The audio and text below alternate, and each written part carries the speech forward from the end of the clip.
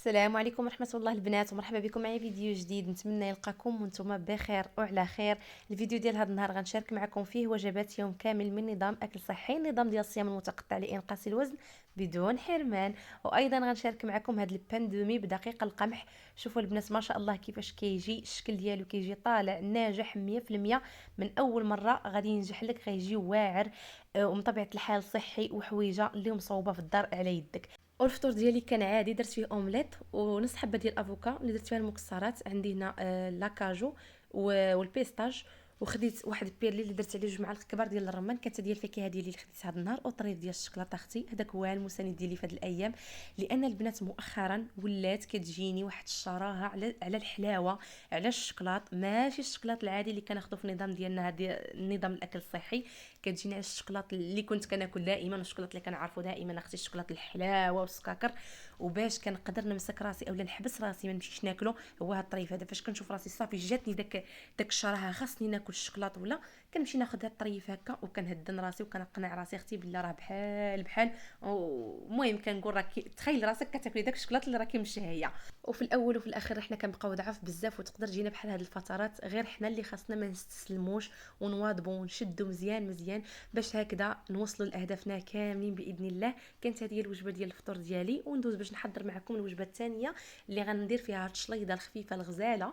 المهم البنات بالنسبه لهاد الشليضه غنديرها بهاد الشعير المطبوخ. هذا ماشي ابلي ديال الزرع، هو بحال الابلي غير هو ديال الشعير، ماشي زرع، شعير. المهم خديته وسلقته، كيتسلق عادي مع شويه ديال المليحه، تقريبا واحد 18 دقيقه كيكون مسلوق ناضي. خديته صفيته ودرت عليه بواطه ديال الثوم وبواطه ديال المايس. هنا البلاد درت غير نص بواطه ديال المايس، وعاد في التالي زدت داكشي اللي كان مازال ليا، حيت تبارك الله هكذا باش بغيت تجيني باينه. درت عليه شويه ديال المعدنوس، كان عندي غير في المجمد ما توفر ليش، طري الا كان عندكم طري حسن.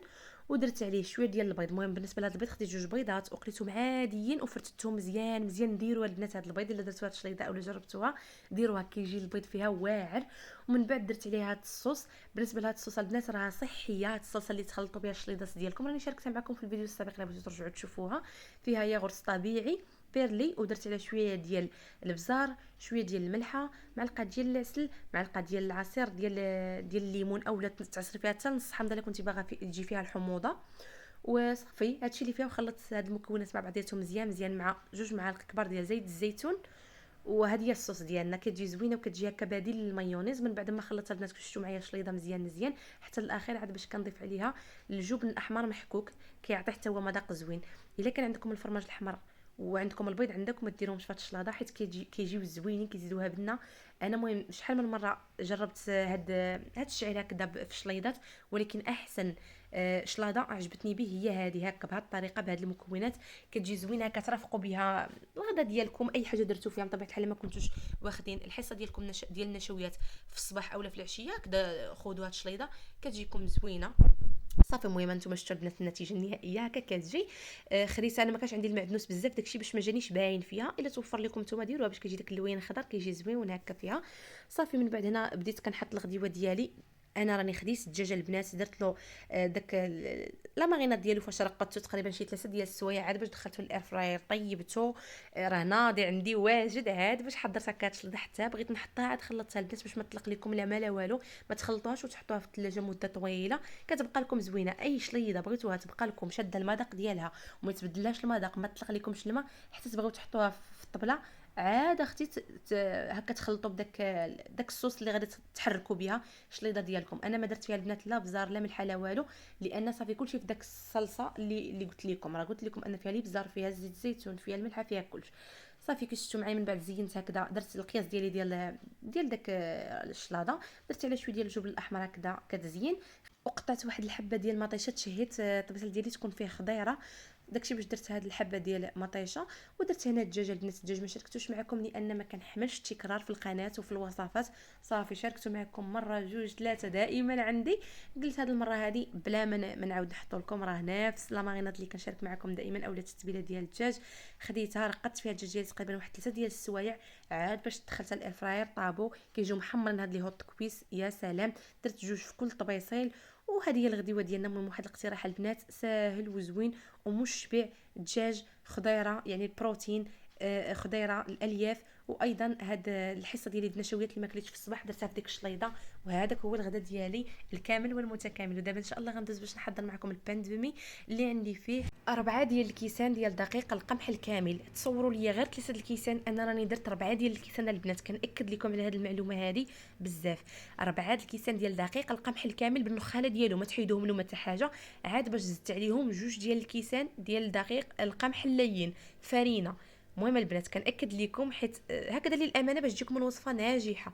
انا هنا راه بانوا لي غير 5 الكيسان، انا المجموع درت 6، يعني 4 ديال الكيسان ديال دقيق القمح الكامل بنخالته، وجوج ديال الكيسان ديال دقيق القمح اللين فرينه. صافي البنات، وضفت عليهم شويه ديال الملحه كتبقى دائما على حسب الذوق، واحد المعلقه صغيره ديال الخميره حبيبات هكذا باش يخمر لكم الخبز، مع دابا راه برد الحال. صافي ودرت عليهم 2 المعالق كبار ديال زيت الزيتون، والمعلقه الثالثه حتى الاخر عاد غادي نضيفها باش هكذا غادي نجمع بها العجين ديالي. هنا غادي ندير العسل البنات راه كيجي زوين في المخبوزات من طبيعه الحال. العسل طبيعي هو اللي كيجي زوين، كيحمر لكم المخبوزات، كيعطي واحد اللوين زوين. ودرت هنايا الماء. صافي بالنسبه للمكونات هانتوما شفتوا البنات، الملحه وخميره حبيبات والعسل الطبيعي وزيت الزيتون والماء اللي غنعجنوا به، بساط جدا مع الدقيق. وكنخلط كلشي اولا كنعجن كلشي في العجانه. بغيتي اختي تعجني نتيا في القصريه ديالك القصريه ديالك، انا درت هكا كلشي في العجانه وعجنت. بالنسبه للماء درت البنات غير كاس ونص في الاول، وانا غدا وانا كندخل الماء شويه بشويه من الاحسن، حسن ما تجرى لكم عاوتاني العجينه في يديكم وتوحلوا، خاصكم تزيدوا ديك الساعه الدقيق. صافي هنا من بعد ما عجنتها مزيان دغيا انا قطعت غير على حسب التصوير، اما راه تقريبا 10 دقائق وهي كتعجنها العجانه مزيان حتى حسيت بهاد الكاته. درت ليها هكذا شويه ديال زيت الزيتون من الفوق. وعاد هذه المعلقه الثالثه اللي قلت لكم قبيله غادي ندير حتى الاخير، هي المعلقه الثالثه تقريبا 3 المعالق اللي كيجي في هذا الخبز، 3 المعالق ديال زيت الزيتون. صافي هنا شوفوا البنات القوام ديالها كي داير، ماشي خفيفه وفي نفس الوقت عاوتاني ما ثقيلاش باش ما يجيكمش عاوتاني قاصح ما غاديش يجيكم عالي وزويون. صافي من بعد ما جمعت هذه العجينه خليتها اختمرت تقريبا واحد 35 دقيقه، كتختمر مزيان كتطلع لكم ضروري من هذه المرحله ديال الاختمار باش هكذا كتساعد على ان البان دومي يجي ناجح ويجيكم فشفش من الداخل. صافي من بعد ما اختمرت غادي نحطها هكذا على سطح العمل ونبدا نشكلها. وفي هذه الاثناء هذه راني انا مواجده المول فاش غادي ندخل هذا الخبز للفران. خديته ودهنته مزيان انا دهنته غير بزيت الزيتون، ورشيت عليه هكذا الدقيق ديال القمح الكامل.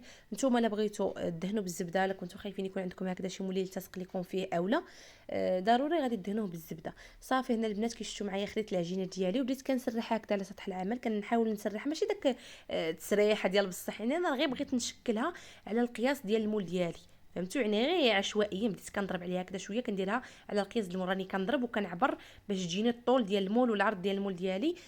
صافي هنا راه كنقطع كنعبر وعاد كنرجع. هنا من بعد البنات ما حصلت على هذا القياس هذا، المهم غير هكا قلت لكم عشوائيا غير كنضرب بيدي. بديت كنتني العجين ديالي بحيث ما يكونش الداخل ديالو الهواء، وكنطرق هكذا بصبعاني. شوفوا راه موضح لكم في الفيديو، حيت الا جا فيه الهواء من الداخل غادي يجيكم الخبز ديالكم مجعب، يعني غتجي اللبابه بعيده على بعضياتها باش تبغيو دهنوا اولا غادي يجيكم فيه الفراغات. هذه هي واحد الحاجه مهمه اللي ردوا لها البال فاش تكونوا كتشكلوا العجينه ديالكم. خرجوا منها الهواء مزيان كيف ما كتشوفوني كندير، عاد باش يجيكم من الداخل تبارك الله هو هذاك باش يجيكم زوين، كيجي خفيف وفي نفس الوقت ما كيجيش مجعب بزاف عاوتاني مثقب بزاف فاش كتبغي دهنيه ولا كيجيو فيه الفراغات.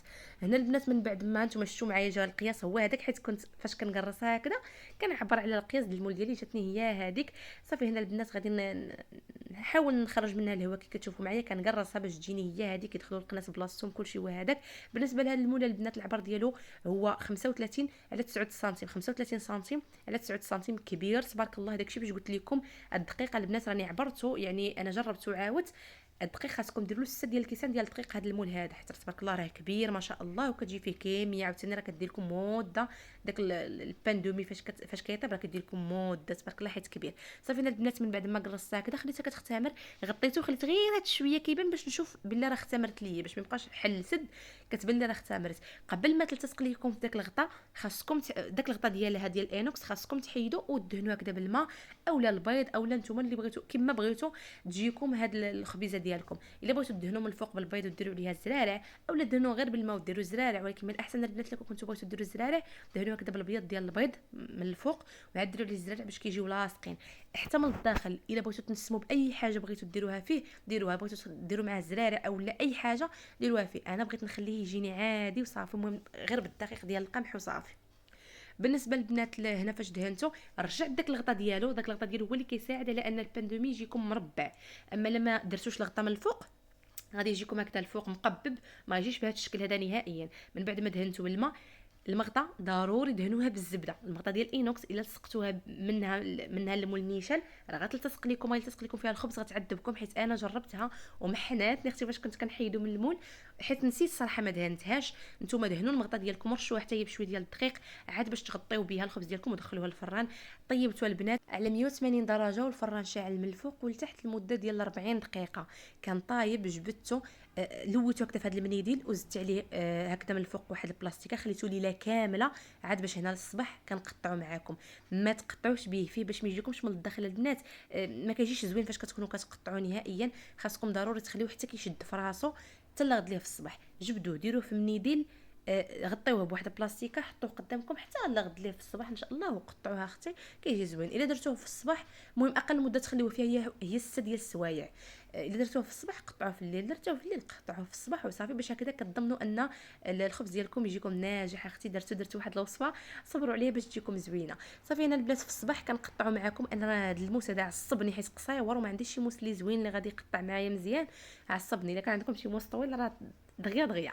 المهم هنا كنقطع ونعاود حتى غادي نقطع هذا الباندومي ديالي كامل ان شاء الله. يا ربي راه تبارك الله كتجي كيميه فيه، راه كيطيح بزاف ديال المرصويات ديال الخبز اللي غتحتفظوا بهم هكذا في الثلاجه اولا في المجمد. الا كنتو بكم بزاف ديال الافراد، شوفوا بعدا من الداخل تبارك الله كيفاش كيجي البنات، راه مفشفش غزال تبارك الله. وصفه اللي ناجحه بزاف بزاف. المهم الا كنتو بكم واحد الافراد هكذا اللي كثارين في الدار، راه غادي تخليوه غير في الثلاجه لان راه غادي تكال تبارك الله. ولا كنتو قلالين بطبيعه الحال غادي تقسموه على جوج، شويه حطوه في الثلاجه باش تبقاو تستهلكوه، وشويه ديروه في المجمد. غتبقاو اختي تلقاوه بحال رحمه الله. فاش تحتاجوا الوصفات هكذا اللي هكا غدا ولا فطور ولا اللي تبغيو تحطوا فيها الخبز، غتلقاوه بحال رحمه الله كدير غير في البانيني كيديكونجلا وكيسخن ويا سلام. المهم راه كتجي واحد الوصفه اللي ناجحه ما شاء الله عالي، كيف ما بعد الشكل كيف ما كيتباع على برا. من طبيعه الحال المذاق حسان وحسن ونقى ودايره في دارك وعارفه راسك شنو فيه. الا كنتي اختي وصلتي معايا حتى لهنايا ما تبخليش عليا بواحد اللايك وبسلام عليكم.